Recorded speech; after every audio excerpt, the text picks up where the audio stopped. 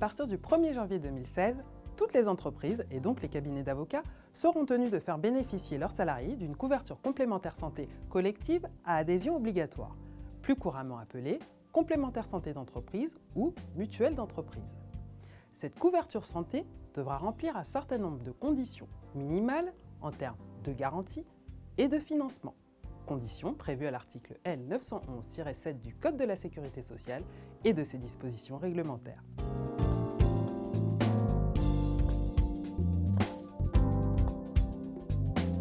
Conformément au texte en vigueur, si vous n'avez pas encore souscrit un contrat complémentaire santé collectif à adhésion obligatoire, ou si votre contrat actuel ne respecte pas les conditions minimales prévues à l'article L 911-7 du Code de la sécurité sociale, il existe deux cas de figure.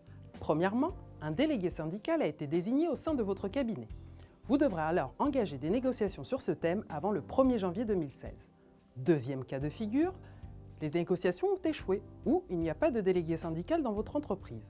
Dans cette deuxième hypothèse, vous devrez, par décision unilatérale, et ce avant le 1er janvier 2016, mettre en place une complémentaire santé en vous adressant à un organisme assureur.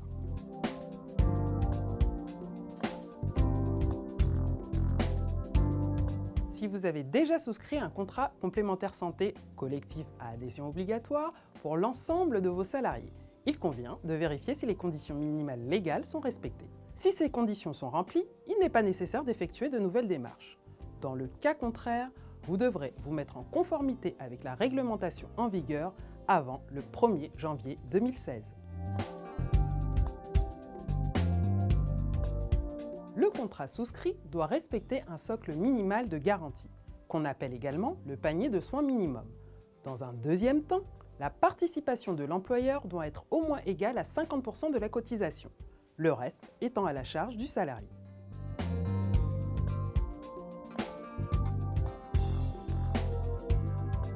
La décision unilatérale de l'employeur instituant la couverture santé obligatoire peut prévoir la possibilité, pour certains salariés, d'être dispensés à leur initiative d'adhérer à cette couverture.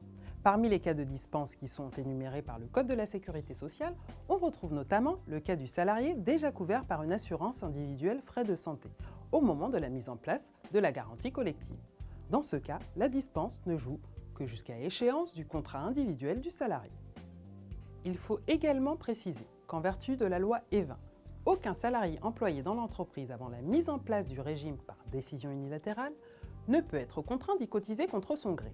Même si tous les salariés du cabinet sont déjà couverts par ailleurs et sont susceptibles d'être dispensés d'une couverture santé mise en place dans le cabinet, l'employeur doit tout de même souscrire un contrat auprès d'un assureur afin de pouvoir notamment le proposer à tout nouveau salarié.